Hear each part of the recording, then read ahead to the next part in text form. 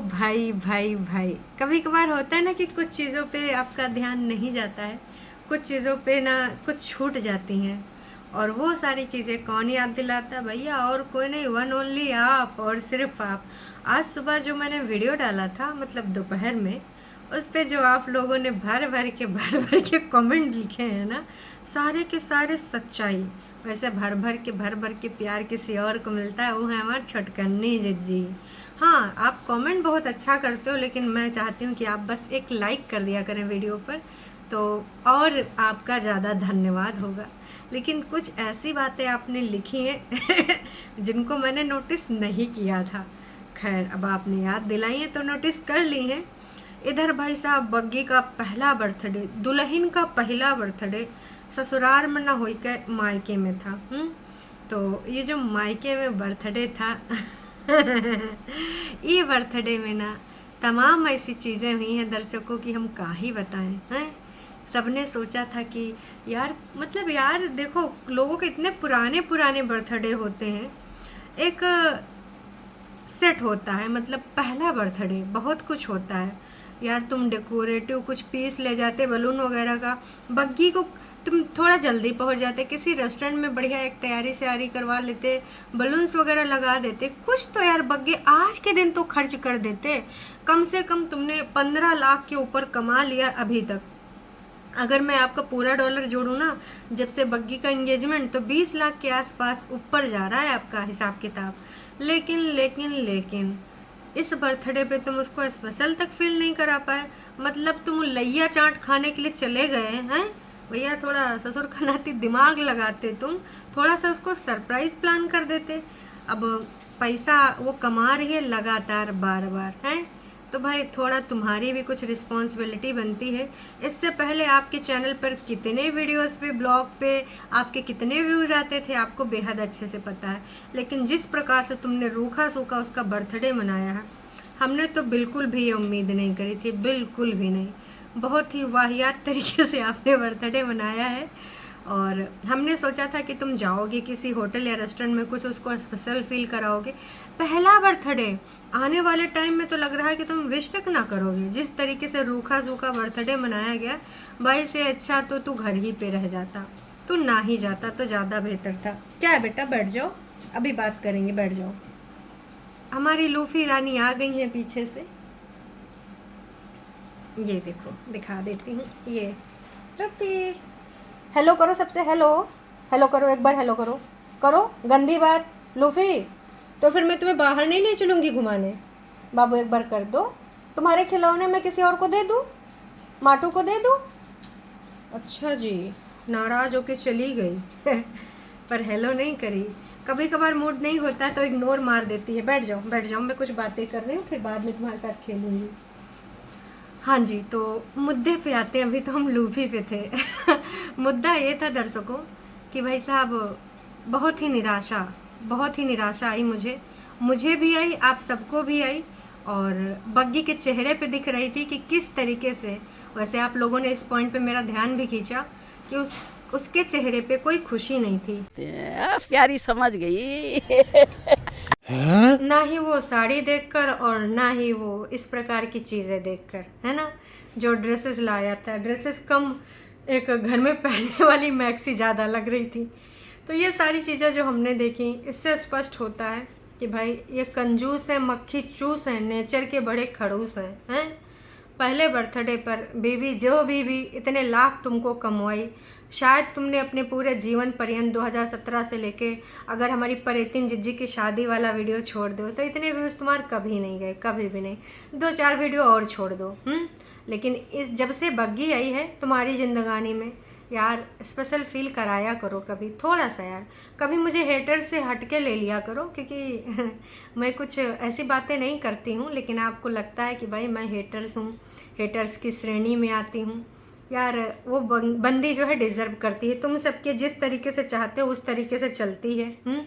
कई बार तुम्हारे मन मुताबिक कार्य करती है, क्रियाकलाप करती है। उसके नापसंद होने के बावजूद भी उसने किस प्रकार से सबको थैंक यू बोला। एक कथरी गुदरी जैसा ड्रेस था, अब बग्गी की पसंद ऐसी तो नहीं, हमने उसके पहले के भी कपड़े देखे हैं, लेकिन जब वो तारीफ़ा कर रही थी, मम्मी जी को भी वॉइस ओवर करके थैंक यू बोल दिया उस साड़ी के लिए। वो एक साड़ी लेने के लिए इतने सारे लोग गए थे। अरे भाई 4-5 गिफ्ट ले लेते। खैर मैं किससे उम्मीद कर रही हूँ, जो अपना क्या बोलते हैं, क्या था, हाँ, इंगेजमेंट, जो इंगेजमेंट में 5 कपड़े लेकर गए थे, जबकि इतने बड़े ब्लॉगर हैं, और कपड़े भी किस प्रकार के गए थे हम सब ने देखे हैं। बग्गी अपने घर में जब थी तो उसने कहा था कि चलो मैं एक भारी वाली साड़ी ले लेती हूँ, क्योंकि मेरे पास कोई भारी वाली ऐसी कोई साड़ियाँ हैं नहीं। तो समझ जाओ कि शादी में एक भारी साड़ी तक नहीं मिली। कैसे लोग हैं, सिर्फ मुंह के बड़े बड़े बोलने वाले, बड़ी बड़ी बातें, वड़ा पाव खाते, है ना।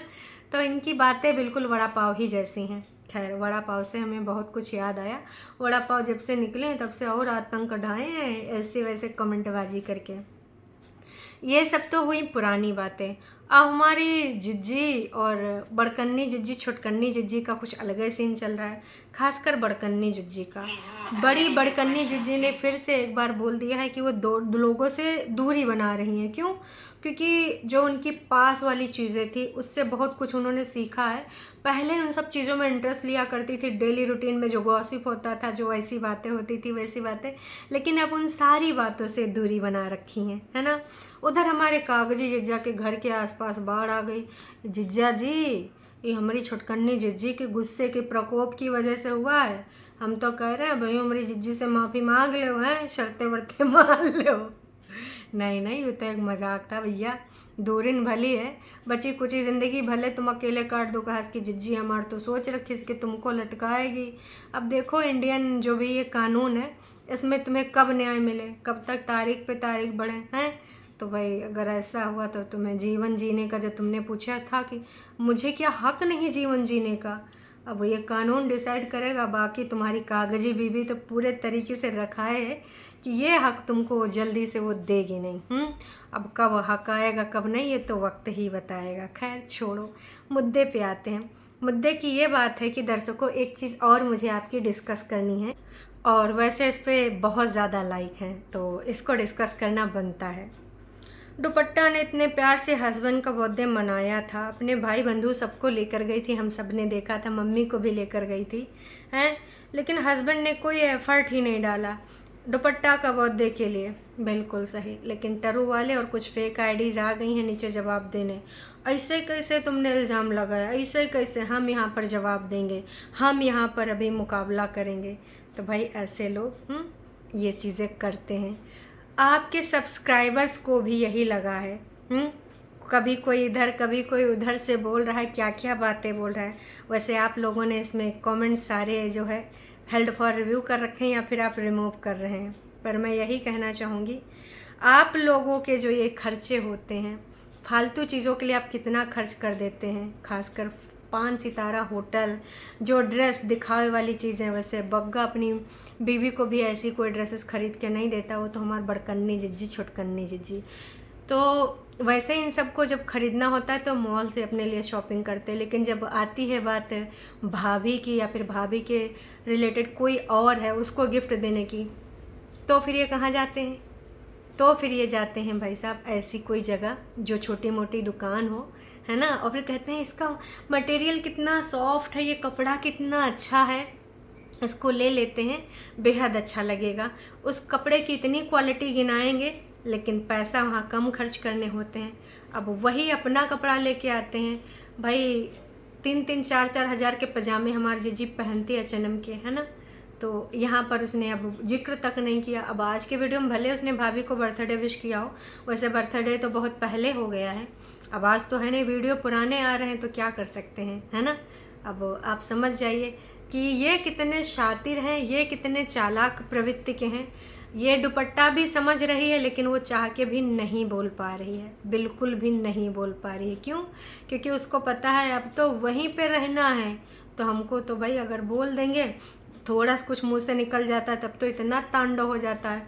छोटकन्नी जिज्जी हमारे रिसियाए के मुंह फुलाए के बैठ जाती हैं, तो बाकी चीज़ों को तो आप समझ ही सकते हो किस लेवल तक हमारी ये लोग जाएंगे। तो कुछ और एक कमेंट है जो मैं इसके बारे में बात करना चाहूँगी।